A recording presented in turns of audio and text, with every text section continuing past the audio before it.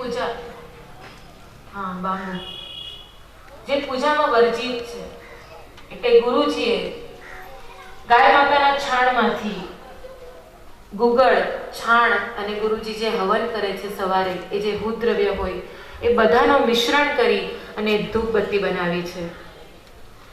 આપણે અગરબત્તી પેટાવશું ને એટલે આંખ બળશે, ગળામાં બળશે. એના જે ઇન્ગ્રેડિયન્ટ્સ હોય, એના જે દ્રવ્યો હોય, એના કારણે આપણને શ્વાસ લેવામાં તકલીફ થાય છે.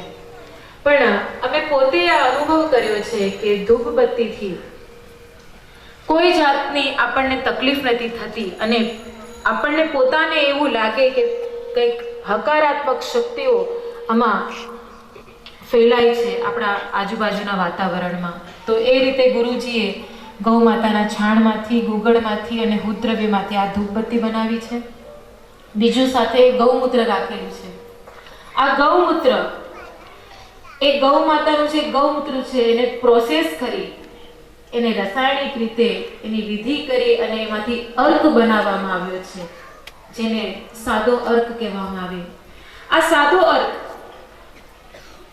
તમારા શરીરમાં તકલીફ હોય અને પીવો તો બરાબર છે, પણ તકલીફ નથી, આપણે કોઈ બીમાર નથી અને ભગવાન કરે ક્યારે થઈએ જ નહીં, પણ છતાં પણ આપણા શરીરને શુદ્ધ રાખવા માટે, આપણી બોડીને, આપણા શરીરને, આપણા બીજા જે શરીર છે, 4 શરીર છે આપણા, એ બધા શરીરને શુદ્ધ રાખવા માટે આ અર્ક મહત્વની એક ઔષધિ છે.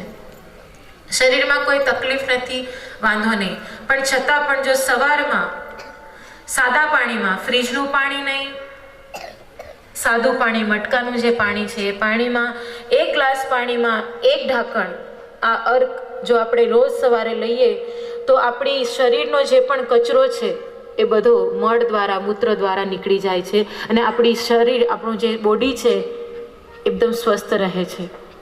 ભલે કોઈ તકલીફ નથી છતાં પણ આપણે આ અર્ક લઈ શકીએ છીએ.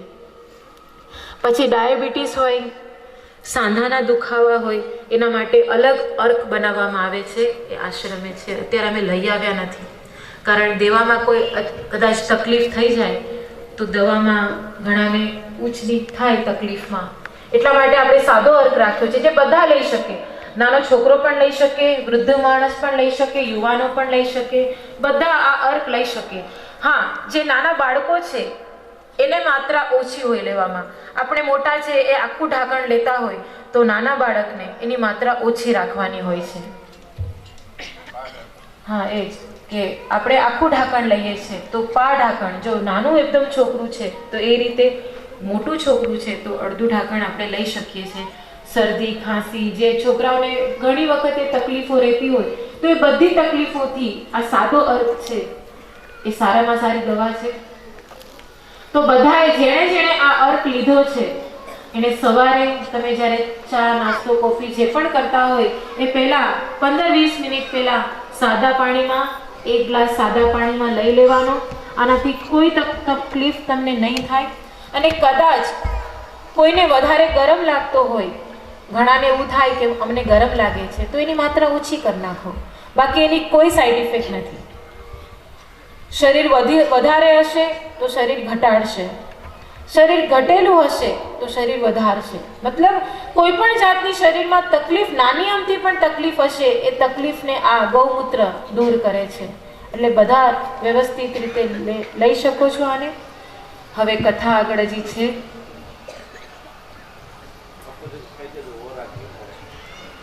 તો કથા આપણે શ્રવણ કરીશું, કારણ કે તમે બધાએ લીધું હતું અને ખબર નહોતી કે કઈ રીતે લેવાનું, એટલા માટે વચ્ચે કથામાં આપણે આ વાત કરી.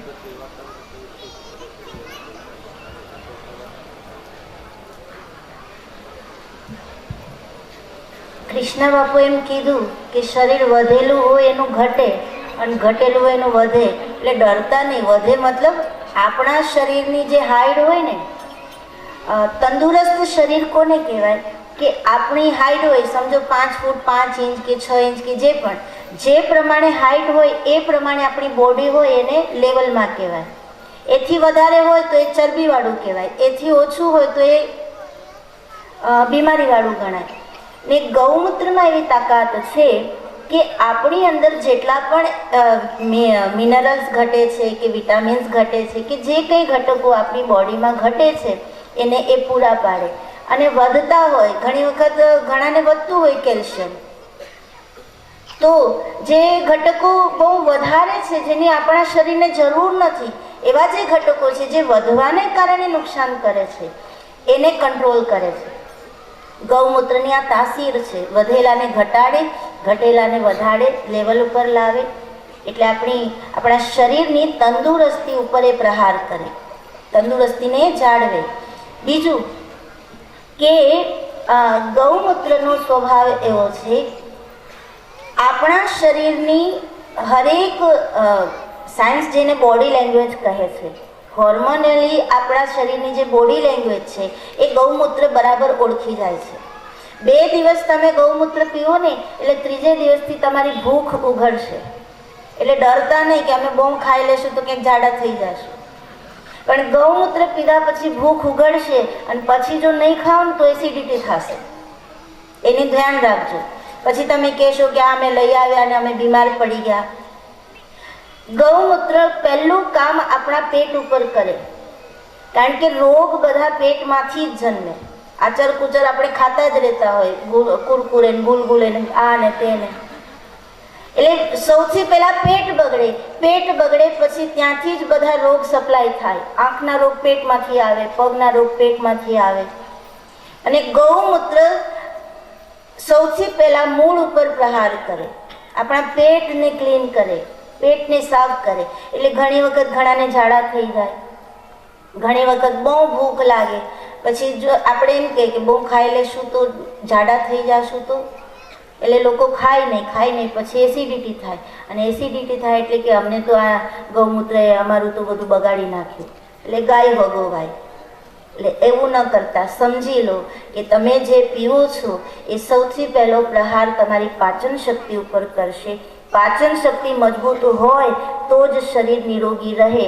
જેની પાચન શક્તિ બગડેલી હોય એને બધા રોગ થાય, એટલે એ વાતનું ખાસ ધ્યાન રાખજો. બીજું, ગૌમૂત્ર આપણા આધ્યાત્મિક જગતમાં પણ બહુ મોટો ફાયદો કરે છે. આધ્યાત્મિક જગતના જે સાધકો છે એના માટે ગૌમૂત્ર એ પવિત્રમાં પવિત્ર વસ્તુ છે. જેમ ગંગાજળથી સ્નાન કરીએ ને આપણા પાપ ધોવાય, એમ ગૌમૂત્રથી સ્નાન કરીએ ને તો આપણું તન અને મન બંને પવિત્ર બને છે. અને આપણી સંતવાણીમાં એમ કીધું છે કે નૂરતા અને સુરતા. સુરતા એટલે આપણું મન, આપણું ધ્યાન જે આપણે કરીએ તે, અને નૂરતા એટલે આપણી ઓરા. ભણેલા ગણેલા જે છે એની ભાષામાં ઓરા કહેવાય. શરીરની આજુબાજુ એક કવચ છે.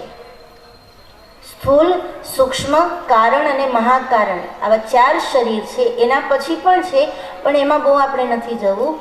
સ્થૂલ, પછી સૂક્ષ્મ, પછી કારણ, પછી મહાકારણ. એમાં સૂક્ષ્મ શરીરમાં જ્યારે કોઈ રોગ અસર કરે ત્યારે એ સ્થૂલ શરીરમાં દેખાય છે. સૌથી પહેલા રોગના કીટાણુ સૂક્ષ્મ શરીરને ઘાયલ કરે છે, પછી આપણા સ્થૂળ શરીર પર અસર થાય. પણ જેની ઓરા મજબૂત છે, જેનું સૂક્ષ્મ શરીર, જેનું આ કવચ મજબૂત છે, એને પછી રોગ અસર નથી કરતા.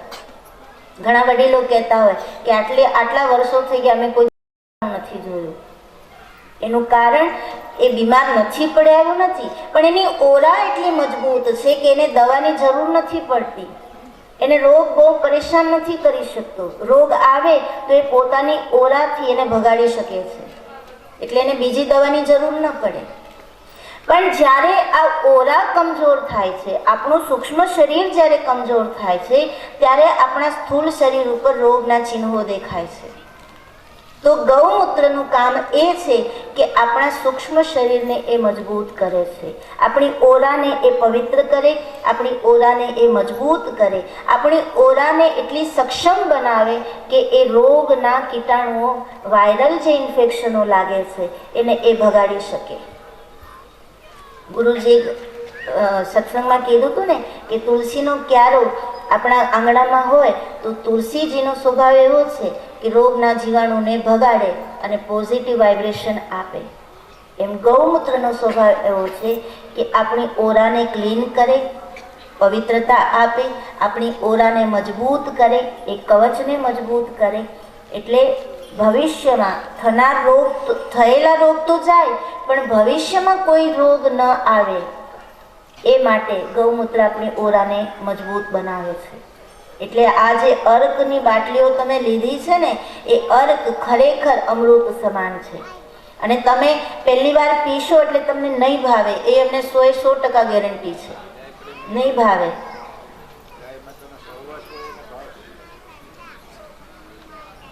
છતાં પણ આ ગૌમૂત્ર જો તમારે તમારી ઓરાને ક્લીન કરવી હોય તો પીવું જરૂરી છે. ગાય માતાની સાનિધ્યમાં જે રોજ રહેતા હોય, ગાય માતાનો સહવાસ જેણે મેળવ્યો હોય, એને ગૌમૂત્ર કંઈ ઓલું ન લાગે. અમે રોજ ગૌમૂત્રમાં જ રહેતા હોય એટલે અમને એટલું ન લાગે. તમે રોજ માછલી સાથે રહો એટલે તમને એ વાસ પછી કોઠે પડી જાય ને. એમ ગૌમૂત્ર તમે આ લેશો એટલે શરૂઆતમાં તમને ભાવશે નહીં, તમારા છોકરાઓ પણ નહીં પીવે. પણ એ કેમ પીવડાવવું એ માને સારી રીતે આવડતું હોય. નાનો હોય ત્યારે 2 પગ પકડીને, હાથ પકડીને, મોઢું પકડીને પાઈ દે, એને પટાવીને પીવડાવી દેવું. મોટા લોકોએ પોતાને પોતે નહીં પકડવાનું, એને કઈ બીજા થોડી પકડવા આવે ને આ પકડવા દે એવા છે. એટલે 2-3 દિવસ એવું લાગશે કે આ તમને નહીં ભાવે, પણ ધીરે ધીરે ધીરે તમે એની આદત પડી જશે, પછી એટલું નહીં લાગે. અને છતાં પણ તમને જો આ ન ભાવે તો એને ફેંકી ન દેતા, એને ક્યાંય ઓલું ન કરતા, ઘરમાં પડ્યું ન રહેવા દેતા. તમારે ન પીવું હોય તો આશ્રમે પાછું મોકલાવી દેજો, જેથી બીજાને એ વપરાય. અથવા તો તમારે બહુ સ્નેહી હોય, એને જરૂર હોય તો એને આપી દેજો, પણ ન પીવાય તો ફેંકતા નહીં. એક તો ગૌમૂત્ર છે, પવિત્ર છે, એને ફેંકાય નહીં. બીજું એ ઔષધિઓમાં પ્રોસેસ થઈને આવ્યું હોય એટલે આપણને ભગવાન ધન્વંતરીનો દોષ લાગે. એલોપેથી દવા તો રસાયણથી બને છે, પણ આયુર્વેદિક દવા જે છે ને એ વનસ્પતિઓથી બને છે. કેટલીય વનસ્પતિઓ કપાય ત્યારે એક દવા તૈયાર થાય, અને એ દવા જો આપણે જ્યાં ત્યાં ફેંકી દઈએ તો ભગવાન ધન્વંતરીનો આપણને દોષ લાગે. કારણ કે ભગવાન ધન્વંતરી એ આપણા આયુર્વેદના દેવતા છે, એનો દોષ લાગે. અને પછી દોષ લાગે તો આપણે સાજા ન થઈએ. માટે ફેંકતા નહીં, વારે વારે પ્રાર્થના. ન પીવું હોય તો યા તો આશ્રમે મોકલાવી દેજો, અને નહીં તો જેને પીવું હોય એને આપજો, બાકી ફેંકતા નહીં. અને એક વસ્તુ નક્કી રાખજો કે આ ગૌમૂત્રનો અર્ક કદાચ તમને એમ થાય, ફાયદો તો કરે જ છે, તમને એમ લાગે કે મને આનાથી કોઈ ફાયદો નથી, તો ડરતા નહીં, આનો ગેરફાયદો પણ કોઈ નથી અને આડઅસર બિલકુલ નહીં થાય. અને ગૌમૂત્રનો અર્ક બન્યા પછી એને તડકે ન રખાય, સૂર્યકિરણ એને ન મળવી જોઈએ. માટે ઘરમાં એવી રીતે રાખજો કે એને તડકો ન મળે, ફ્રીજમાં નહીં રાખતા, એ બહાર સારું જ રહેશે. અને પૂરું થઈ જાય પછી તમને જો આગળ એને કન્ટિન્યુ કરવાની ઈચ્છા હોય તો આશ્રમે આવી અને લઈ જજો, બાકી ફેંકતા નહીં. વારે વારે પ્રાર્થના, કારણ કે એવા ઘણા મળે છે. તમને એમ થતું હશે કે આ કાઉન્ટર ગોઠવીને બાપુએ તો ચાર્જ લઈ લીધો, પણ ચાર્જ લેવાનું કારણ એ નથી કે ગૌશાળામાં પૈસા થાય, એ તો તમારા જેવા ખૂબ આપે છે. પણ પૈસા દઈને માણસ, આપણી વૃત્તિ કેવી છે, માણસ પૈસા દઈને લેશે ને એ વસ્તુ સાચવશે, પણ મફત લેશે ને એની કિંમત નહીં કરે.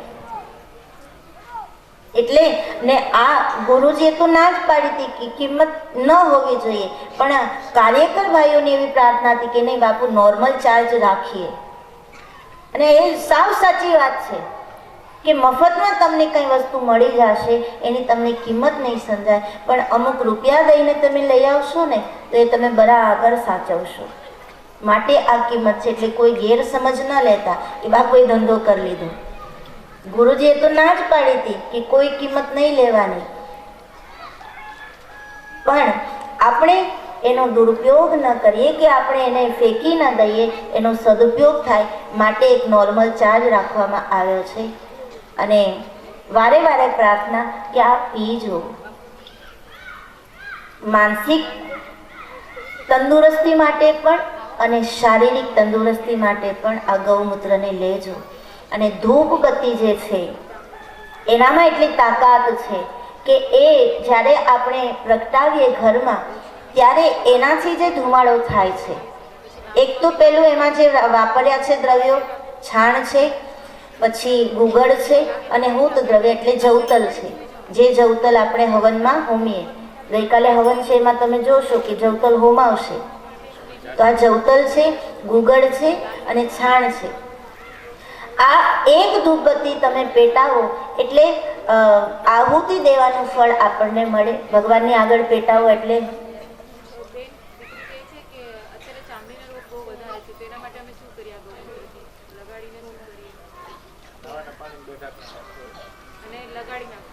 આ ધૂપબત્તી તમે પ્રગટાવશો, એનો ધુમાડો જે થશે, ગુગળની સુગંધ ફેલાશે એટલે એક ઘરમાં સુગંધ ફેલાશે. બીજું, આ ધૂપબત્તી ગાયના છાણમાંથી જ બનાવેલી છે અને એમાં કોઈ રસાયણ નથી વાપરેલું, માટે એમાંથી પોઝિટિવ વાઇબ્રેશનો, જેને સાયન્સ ઓક્સિજન કહે છે, એ ઓક્સિજન એમાંથી છોડશે, પોઝિટિવ વાઇબ્રેશન છોડશે, એટલે આપણા ઘરનું વાતાવરણ પવિત્ર બનશે.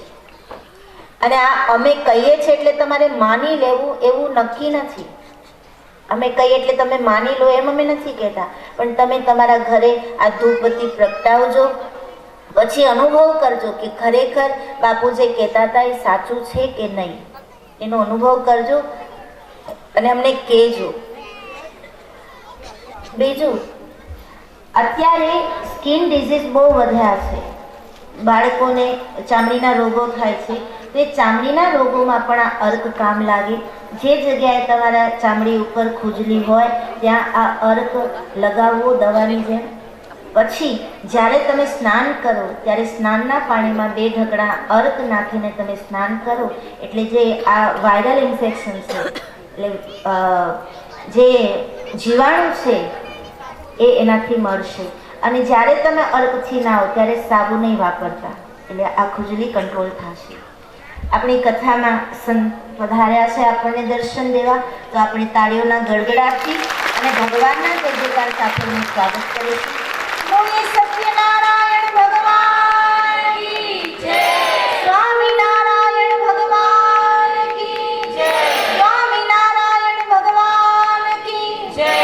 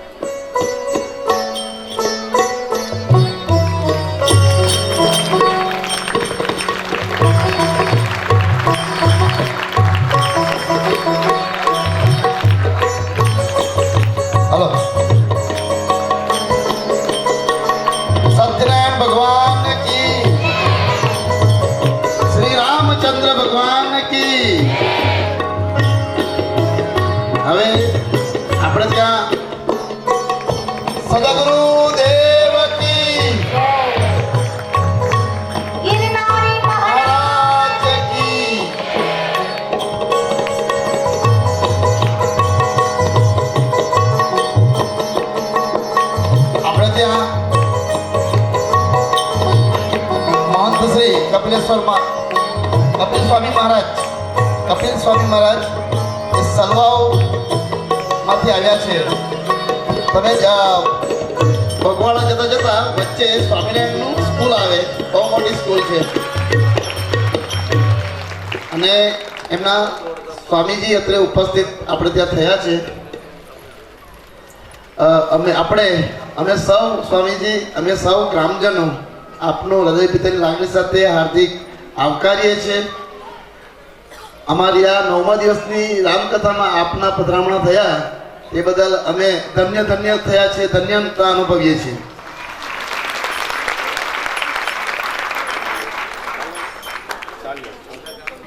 ભગવાન રામનો રાજ્યાભિષેક થયો ને ત્યારે એ સમય જ્યારે વશિષ્ઠજીએ તિલક કર્યું ભગવાન રામને, ત્યારે શિવજી પધાર્યા હતા. એમ આપણી કથામાં રામ રાજ્ય થયું ને મહંતજી પધાર્યા. સલવાવ ગુરુકુળ, સ્વામિનારાયણ ગુરુકુળ સલવાવ, ત્યાંના મેનેજિંગ ટ્રસ્ટી કહો, મહંત કહો, કપિલ જીવનદાસજી મહારાજ આપણે આ કથામાં જ્યારે રામરાજ થયો ત્યારે આવ્યા. આપણે ધન્ય છીએ. ફરી એકવાર સ્વામીજીને આપણે આવકારીએ, સ્વાગત કરીએ. સરસ મજાનું ગુરુકુળ છે ત્યાં આગળ, અને સાયન્સથી મારે બધું જ 11મું 12મું સાયન્સ કરવા માટે ઘણા આપણા ગામના પણ વિદ્યાર્થીઓ ત્યાં જાય છે. ત્યાં આગળ જે સંસ્કારનું સિંચન પણ એટલું સરસ મજાનું કરવામાં આવે છે કે બાળકો સારા સંસ્કારિત બનીને ત્યાંથી બહાર પડે છે. ગુરુજી એમ કહે છે કે સુદામાની ઝૂંપડી આજે કૃષ્ણ પધાર્યા છે.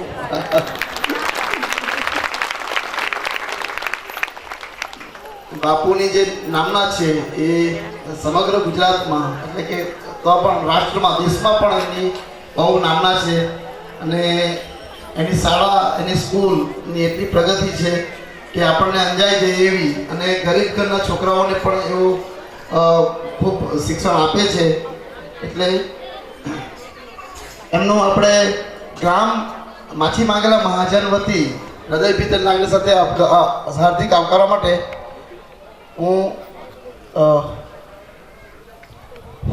આપણે નરેન્દ્રભાઈને વિનંતી કરીએ કે બાપુનું સ્વાગત કરે. ફૂલગુચ્છ અને શાલ ઓઢાડી સ્વાગત થશે.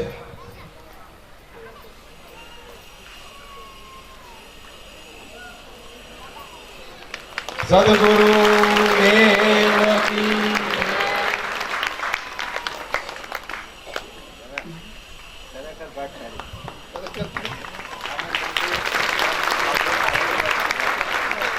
આ સ્વામીજી જે આવ્યા છે ને એ એટલા બધા વ્યસ્ત હોય છે કે એને આમ તો જો કે ગુરુજીએ જ્યારે જ્યારે કીધું હોય ત્યારે સ્વામીજીએ સમય કાઢ્યો જ છે, પણ પોતાના જીવનમાં, પોતાના સેવા કાર્યમાં, પ્રવૃત્તિઓમાં એટલા બધા વ્યસ્ત છે કે ક્યારેક ક્યારેક એ સમય નથી કાઢી શકતા. એ સ્વામીજી વગર આમંત્રણે ગુરુજીનું મિલન કરવા માટે, ગુરુજીને મળવા માટે પધાર્યા છે. તો એ ફણસા ગામનું સદભાગ્ય છે કે તમારી ભૂમિ પર સ્વામીજી પધાર્યા છે. સત્યનારાયણ ભગવાનને મળવા આજે સ્વામિનારાયણ ભગવાન આવ્યા છે. અને હવે આપણે જો એમના આશીર્વાદ ન લઈએ તો કંઈક ઓછું રહી જાય. એટલે સ્વામીજીને આપણે પ્રાર્થના કરશું કે અમને તમારા આશીર્વાદનો લાભ મળે. કૃપા કરો.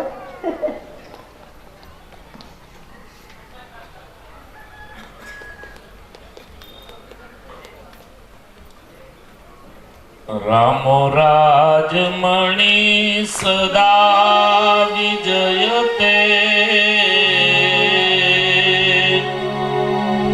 रामं रमेशं भजे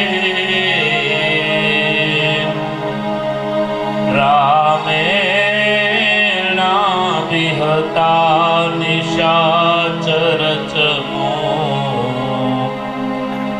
रामाय तस्मै नमः रामान्नास्ति परायणं परतरं रामस्य दासोऽस्म्यहम् रामे चित्तलय सदा भवतु मे भो राम मामुद्धर आदो राम तपोवनाभिगमनम् हत्वा मृगं काञ्चनम् वैदेही हरणं जटायुमरणं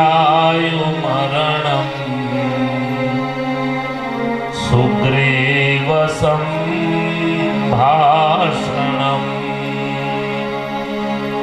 वालिनिग्रहणं समुद्रतरणम्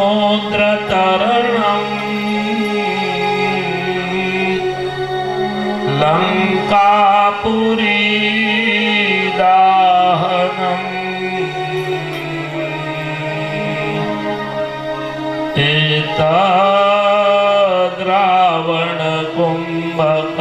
एतद्रावणकुम्भकर्णहननम् ચૈતબ્ધિરામાયણમ. બોલો શ્રી રામચંદ્ર ભગવાનની જય. શ્રી કૃષ્ણ કનૈયાલાલ કી. સ્વામિનારાયણ ભગવાન કી જય. સત્યનારાયણ ભગવાન કી જય. ઓમ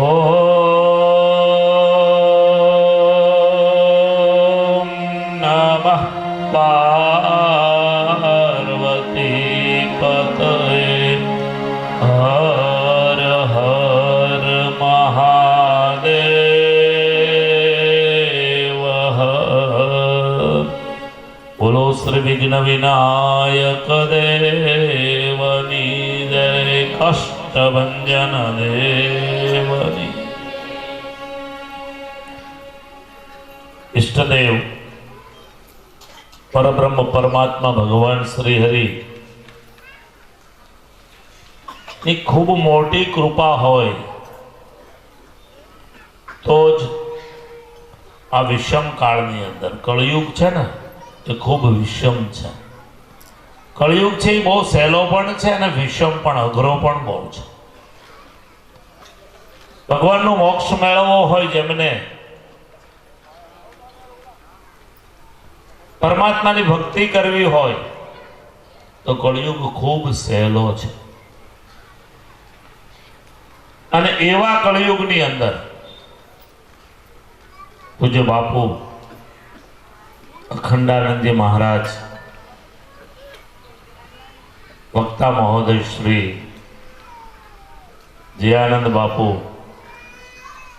અને અમારા લક્ષ્મણ જેવા કૃષ્ણાનંદ બાપુ, એમનું સાનિધ્ય મળે, એમનો સત્સંગ મળે, સરળતા હોય, ભગવાનની કૃપા હોય, જીવનમાં કોઈ સત્કાર્ય કર્યું હોય, માતા પિતાના આશીર્વાદ હોય, તો જ આ ભયંકર એવા કળીગાળની અંદર સંતોનો સંગ મળે. તુલસીદાસજી મહારાજે કેટલું સરળ કરી બતાવ્યું. એક ઘડી આધી પે પુણ્યાત. સંત મહિમા, સત્સંગ તમે પળવાર કરો ને તો પણ પરમાત્મા મળી જાય. એ આ કળિયુગમાં જ થાય. ન તો રાફડા થઈ ગયા. ઋષિ મુનિઓ હજારો વર્ષ સુધી આપણો ઇતિહાસ એમ કે હજારો ને લાખો વર્ષ સુધી એક ધ્યાનસ્થ બેસી જંગલમાં હરિઓમ હરિઓમ હરિઓમ હરિઓમ રામ રામ રામ કૃષ્ણ કૃષ્ણ કૃષ્ણ એ ભક્તિ કરતા કરતા શરીરનું ભાન ભૂલાઈ જાય, દૈહિક ક્રિયાઓ બંધ થઈ જાય અને ભગવાનમય થઈ જાય. અને એની ઉપર રાખડો વળી જાય, ડુંગર થઈ જાય, શરીર એમ જ રહે. અને તોય ભગવાન મળે કે ના મળે, એ આ કળિયુગમાં સહેલો કર્યું. એક ઘડી આધી બે પુણ્યા. કરે સંગત સાધુ કી ટળે ખોટી અપરાધ. અડધી કલાક, એક પળ પણ જો ભગવાનના સંતનો યોગ થઈ જાય તો ભગવાન પ્રાપ્ત થઈ જાય. એવા સંતોનો યોગ તમને થયો છે. મને એવું ખ્યાલ છે ત્યાં સુધી આજે કથાની સમાપ્તિ છે. 9 દિવસ સુધી તમે અહીંયા બેસીને આ સત્યનારાયણ ભગવાનની સાનિધ્યમાં, ભગવાન રામચંદ્રજીની સાનિધ્યમાં, એમાં વળે આજનો દિવસ વિશ્વકર્મા જયંતિ. આજનો દિવસ વિશ્વકર્મા ભગવાનનો જન્મ પૃથ્વી ઉપર આજે થયો. આવા પવિત્ર દિવસોની અંદર માઘ સ્નાનના દિવસો ચાલે. પોષ સુધી પૂનમથી લઈ અને મહા સુધી પૂનમના જે દિવસો છે ને એ ભક્તિના દિવસો છે, શ્રાવણના દિવસો છે, તીર્થ ક્ષેત્ર અને મંદિરમાં જવાના દિવસો છે. શાસ્ત્રોએ આપણને ખૂબ સરળ કરી બતાવ્યું છે. મેં જોયું છે, માછી સમાજની ભક્તિ મેં જોઈ છે. શબરીની જે અઠગ ભક્તિ હતી ને, એ માછી સમાજની ભક્તિ. હમણાં જ મને મારા સાથે આવ્યા રમેશભાઈ વાત કરતા હતા. ભક્તિ ક્યાં જઈને અટકે? ભગત તો ક્યાંક કોઈક સમાજમાં એકાદ બે મળી જાય, પણ જ્યારે આખો સમાજ ભક્તિમય હોય, જેની ઉપર પાંડુરંગ દાદાની કૃપા હોય, જેની ઉપર સત્યનારાયણ ભગવાનની કૃપા હોય, એની ભક્તિ એ શબરીના જેવી ભક્તિ છે. ઘણા બધા માછી સમાજના બાળકો મારી સ્કૂલમાં ભણે છે. મારે ઘણીવાર બહેનોને ભાઈઓને મળવાનું થાય, અને જ્યારે ધર્મની વાતો કરીએ તો ક્યારેક તો અમને એમ લાગે કે અમે આ સાધુ છે કે સામેની વ્યક્તિ સાધુ છે. એટલું નોલેજ, એટલું જ્ઞાન ભક્તિનું હોય.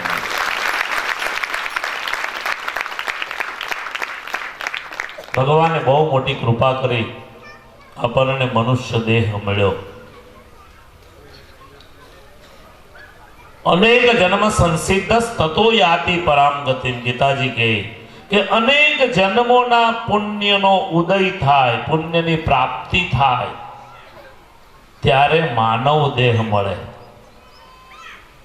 84 લાખ યોનિની વાતો છે જ આપણા શાસ્ત્રોમાં. અમારું ભગવાન સ્વામિનારાયણે એક વચનામૃત નામનો ગ્રંથ બનાવ્યો. એમાં એવું લખ્યું છે કે આ જીવ એક સમુદ્ર જેટલું પાણી સમુદ્રમાં છે ને, એટલું માનું દૂધ ધાવ્યો ત્યારે એ મનુષ્ય યોનિને પામ્યો. જુદી યોનિઓમાં અનેક જન્મો લીધા, અને એમાં કોઈક સત્કર્મ આડો આવી ગયો ને તમને મનુષ્ય દેહ મળી ગયો. એમાંય આપણે કેટલા બધા ભાગ્યશાળી કે આ ભારતની ભૂમિમાં અંદરથી કંઈક નાખી દીધા હોય કોંગોના જંગલમાં, આફ્રિકાના, તો શું ખબર પડે? હું માને જતો રે પાછો એની 84 લાખમાં ભટકવા મળે. લોકોને ખાવાની ખબર નથી પડતી, શું ખાવું, શું પીવું, શું પહેરવું, કેવું જીવન ને કેવું નહીં. પશુવત જીવન જીવનારા અનેક લોકો છે પૃથ્વી ઉપર, પણ આપણે એમાં ભાગ્યશાળી છીએ કે આપણને ભારતની પવિત્ર ભૂમિ ઉપર, જ્યાં ઈશ્વર પણ આ ભૂમિ ઉપર જન્મ લેવા માટે વાટ જોતો હોય, લાઈનમાં ઊભો હોય. 24 અવતારો જે ભૂમિ ઉપર પરમાત્માના થતા હોય, એવી પવિત્ર ભૂમિ, ઋષિઓની ભૂમિ, સંસ્કારોની સનાતન સંસ્કૃતિની ભૂમિ, એમાં જન્મ મળ્યો. એ ભૂમિ ઉપર જન્મ તો મળે, પણ એમાંય તમને સનાતન સંસ્કૃતિ ઓળખાણી, વૈદિક સંસ્કૃતિ ઓળખાણી. નતર ક્યાંય તમે પાછા અટવાઈ જાઓ. બીજી કોઈ સંસ્કૃતિમાં ગયા હોય તો ખબર નહીં શું થાય આ જીવાત્માનું. પણ સનાતન સંસ્કૃતિની અંદર જન્મ મળ્યો નહીં, એમાં પણ હજુ વધારે પુણ્ય કે જેને કારણે આવા સંતોનો સંગ મળ્યો, યોગ થયો હતો. આપણી આ ભૂમિ, ખાસ કરીને વાપીથી તાપીની ભૂમિ, એમ કહેવાય કે પરશુરામની ભૂમિ, પણ સંત અને સુરાને ઉપજાવતી અમારી સોરઠ તળી ધરણી. આ ભૂમિ ઉપર આજની તારીખમાં તમને ભગવત દીક્ષાર્થી સાધુઓ ઓછા જોવા મળે.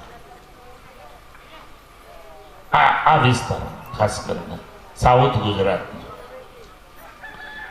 અનેક સમાજો છે જે પવિત્ર જીવન જીવે છે, ધર્મો સાથે જોડાઈ ગયા છે, પણ સંતનું ખોળિયું ગુજરાતની અંદર તો સૌરાષ્ટ્રની ધરા ઉપર જ થાય. અને એ સંત જ્યારે અહીંયા પોતાનો આશ્રમ બનાવે, કર્મક્ષેત્ર બનાવે, ત્યારે એમ કહેવાય કે આપણે અહીંયા પણ કેટલા ભાગ્યશાળી છીએ કે સંત સામેથી ચાલી અને આપણી ભૂમિ ઉપર આવે, આપણા બાળકો માટે સુંદર મજાનું કાર્ય કરે, આપણા સમાજ માટે એક રાષ્ટ્ર દ્રષ્ટા બને, માર્ગદ્રષ્ટા બને. એ ભગવાનની કેટલી મોટી કૃપા. અને કળિયુગમાં કીધું કલૌ તદ હરિ કીર્તના. મેં કીધું કળિયુગ બહુ સહેલો કરી નાખ્યો ભગવાને. તમે ખાલી 5 મિનિટ બાપુ ધૂન બોલાવે ને, શિવ ધૂન, રામ ધૂન, કૃષ્ણની ધૂન, 5 મિનિટમાં નહીં પણ એક વાર એમ કહેવાય શાસ્ત્ર કહે કે દિલથી ભાવનાથી યાદૃશિર ભાવના યસ્ય સિદ્ધિર્ભવતી તાદૃશી, એ શ્રદ્ધાથી એ વિશ્વાસથી પરમાત્માનું નામ એકવાર પણ લેવાઈ જાય ને તો એનો મોક્ષ થઈ જાય, એનું કલ્યાણ થઈ જાય.